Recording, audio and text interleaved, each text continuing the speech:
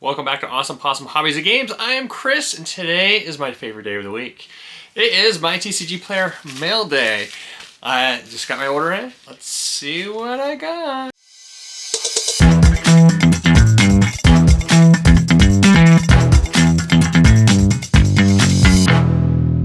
Welcome to my TCG Player Direct Mail Day. Yes, I got a bunch of cards here. Let's go ahead and go over them and see what I got. You know, it's a nice selection of cards. Of course, you can see where the foils are. Unfortunately, even from retailers, you're going to see that foil issue. Look at that difference. For the Wizards, hey, you guys do better. For it's supposed to be a premium product, that's horrible. That's horrible. So let's go ahead and get into the actual cards themselves. I'll just zoom. Prof's Eldritch Memory. 1 blue, 1 colorless, legendary enchantment. When it enters the battlefield, you get to draw a card, and from then on, while it's in play, you have no maximum hand size. At the beginning of combat on your turn, if you draw more than 1 card this turn, you get to put X +1/+1 counters on target creature you control, where X is the number of cards you've drawn this turn, -1. So, not a bad card. It's fantastic. Got a couple of them. I have a couple decks that's going to go in. Next one is World's Soul's Rage. This is the showcase version for 1 red, 1 green. And plus X, it's a sorcery. When you cast it, it deals X damage to target. And put X land cards from your hands and or graveyard onto the battlefield tapped. This is going to go straight into my Wooden Graces deck. And then, of course, a card I cannot promote enough. This is the borderless version of Assassin's Trophy. 1 green, 1 black. Instant destroy target permanent an opponent controls. Its controller may search their library for a basic land card put on the battlefield, and then they shuffle. You know, be able to destroy any non-land permanent. Destroy any permanent. So including those pesky lands that are amazing. I recommend putting this in any deck that has black or green. Connecting the dots, 1 red, 1 colorless enchantment. Whenever a creature you control attacks, exile top card of your library face down. You can't look at it. And then for a red and 1 colorless, discard your hand, sacrifice connecting the dots. Put all cards exile with connecting the dots into their owner's hands. This card's amazing. I had to order a few. I ordered a playset. I've already put one in a deck. Lazav, the Wearer of Faces. 1 blue, 1 black for a 2/3. Legendary creature, shapeshifter, detective. When he attacks, exile target card from your graveyard, then investigate. And then whenever you sacrifice a clue, you may have Lazav become a copy of creature exiled with it until end of turn. Great card. Deadly Cover-Up. I can't stress how amazing this card is. It needs to be C-play everywhere. For 2 black, 3 colorless sorcery as an additional cost to cast this spell, you may collect evidence 6. Destroy all creatures. If evidence was collected, exile a card from an opponent's graveyard, then search its owner's graveyard, hand, and library for any number of cards with the same name and exile them. That player shuffles, then draws a card for each card exiled from their hand this way. Yes, those pesky Sheralds need to go away and never come back again. It's a great card. I every time I place an order, I feel like I need to put some more of those into my cart because it's such a good card. And the next one is Tessa, Opulent Oligarch. 1 black, 1 white, 1 colorless, 2/3 legendary creature, human advisor with Death Touch. At the beginning of your end step, investigate for each opponent who lost life this turn.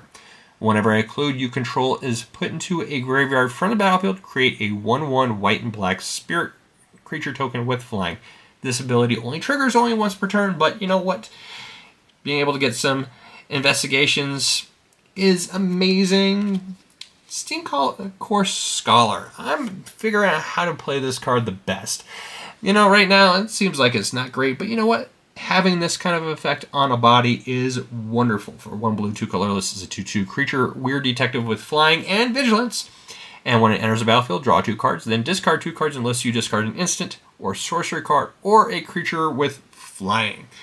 You know, be able to put some creatures in the graveyard or be able to put some extra cards in the graveyard is always good, especially in the right kind of deck, especially, you know, sorceries. Another one of my favorite lands, Unstable Mountain. I need to try to pick up as many unstable lands as I can while the prices are still semi-affordable, though it seems like Wizards keeps coming out with some more awesome lands, but these are my favorites.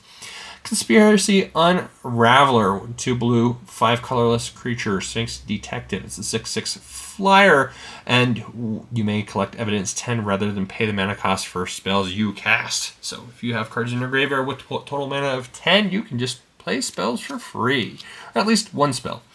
I got a couple of them. I need to get one more. Forensic Gadgeteer for 1 blue, 2 colorless. It's a 2/3 creature, valid again. Artificer Detective, and whenever you cast an artifact spell, you get to investigate. And then the bigger and most awesome ability is activated abilities of artifacts you control cost 1 colorless mana less to activate. This effect cannot reduce the mana cost to less than 1, but if you have one of these in play, when you want to sack a clue token, it just costs 1. Incinerator of the Guilty, 2 red, 4 colorless for a 6/6 flying trample. When it deals combat damage to a player, you may collect evidence X, where when you do, Incinerator of the Guilty deals X damage to each creature and each planeswalker that player controls. So it's going to be a single-sided board wipe, especially if you have a ton of cards in your graveyard. So this can be a great evener. I can't wait to put one of them in my Dragon deck. I don't know where the other one's going to go yet. Kaya, Spirit's Justice. 1 white, 1 black, 2 colorless. It's a 3 loyalty planeswalker, and it's a Kaya. So whenever one or more creatures you control and or creatures cards in your graveyard are put into exile, you may choose a creature card from among them. Until end of turn, target token you control becomes a copy of it, except it has flying. For +2 loyalty points, you get to Surveil 2, and then exile card from your graveyard. Or from a graveyard, even better. So this is a good way now that Thunder Junctions is out for you to be able to target things in your opponent's graveyard. Yes, and targeting things means you are committing crimes. For +1, create a 1/1 white and black spirit creature token with flying, and -2, exile target creature you control. For each other player, exile up to 1 target creature that player controls. So you can get rid of those tokens to get rid of whatever you want. Another Lazav of Faces. This was the particular version is the Showcase. Another Steam Core Scholar. Stalactite Stalker. This card's fantastic. For 1 black, it's a creature, Goblin Rogue, 1/1 menace. At the beginning of your end step, if you descended this turn, put a +1/+1 counter on this card. And then for a black, 2 colorless, sacrifice Stalactite Stalker. Target creature gets -X/-X until end of turn, where X is Stalactite Stalker's power. Need to get a play set. There's 2 more to add to my collection. And next one is the one from the set is the Japanese collection of the Archives. This one is Day of Judgment for 2 white, 2 colorless. It's a sorcery and destroys all creatures in play. Next one is Breaches, Eager Pillager, 1 red, 2 colorless. It's 3/3 legendary creature, Goblin Pirate. First strike, whenever a pirate you control attacks, choose one that hasn't been chosen this turn. You get to create a treasure token. Target creature can't block this turn, so you're going to be targeting something, which is great because this guy is definitely a criminal. And then exile the top card of your library. You may play this card this turn. So yes, I'm getting ready for Thunder Junction. What's your function? Next card is Fabine, Boss's Confidant. 1 red, 1 green, 1 white, 3 colorless, 3/6 legendary creature, Cat Advisor. Creature tokens you control have haste. So of course this is going to be the basis for a creature token deck.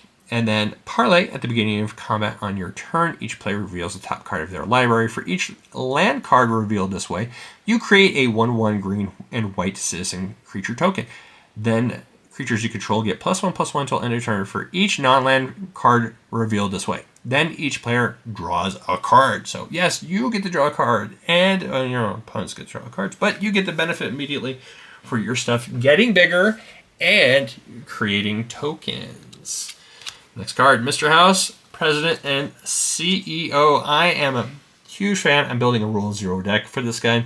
So it's a 0/4 legendary artifact creature human, and whenever you roll a 4 or higher, create a 3/3 colorless robot artifact creature token. If you rolled a 6 or higher, instead create that token and a treasure token. For 4 and tap, roll a 6-sided dice plus an additional 6-sided dice for each mana from treasures spent to activate this ability. So if you have lots of treasures and pay 4, you're going to roll 8 6-sided dice. Yes. And the kicker about this guy is, let's go ahead and roll bigger dice. Roll D8s, roll D10s, and of course, D12s and D20s. D20s is almost, three-quarters chance to be able to roll that 6 or higher to be able to get that treasure token and a 3/3 robot. Next card up is Case of the Shifting Visage. 2 blue, 1 colorless. At the beginning of your upkeep, surveil 1. To solve 3, there are 15 or more cards in your graveyard, which is not hard these days, especially for graveyard-based decks. And then solve whenever you cast a non-legendary spell, creature spell. Copy that spell. Ooh, it gets vicious. Man, that card gets brutal. And of course, it is a rare, and it is not standard legal, so just be careful. But I got 3 copies because there's going to be a few decks that are going to want to play that. Next card is one from the Lord of the Rings sets. This is the promo buy a box. I didn't get any of these when I buy boxes, but you know what? I'm happy to get them now. For 2, this is the Twin Blazers Boots artifact equipment. Equipped creature has non-basic land walk. So, land walk means if you attack with it and the opponent has that specific type of land, they can't be blocked. For only 2 mana to put into play and 2 mana to equip it, you can make your biggest baddie unblockable. I got a few different copies of that. Next one up is Temple of Epiphany. Temple of Epiphany is a land, and when it enters the battlefield, it comes into play tapped, and then you get to, it's a scry land, so you get scry for 1, and it taps to reduce a red or a blue. I just like the artwork for that. It's a good one from Fallout. Next one is CAMP. It's a camp. For 3, it's an artifact fortification. When fortified land is tapped for mana, put a +1/+1 counter on target creature you control. If that creature shared a color with the mana of that land produced, you get to create a junk token. So I got this specifically for my Atraxa deck. I don't know if it's going to make the deck cut because costing 3 to put in play and then 3 to fortify is a ton. But once you get that land tapping every single turn, be able to put +1/+1 counters, and of course putting junk counters on your things, or junk counters in play, it is super good at being able to play extra cards. So will it see play eventually? I don't know. We'll see. Well, I hope you guys enjoyed this video. Until next time, I hope you have a fantastic week. And of course, keep them rolling. And thank you for watching. If you enjoyed this video, please take the time to like the video and subscribe if you'd like to stay updated. Have a great day and keep them rolling.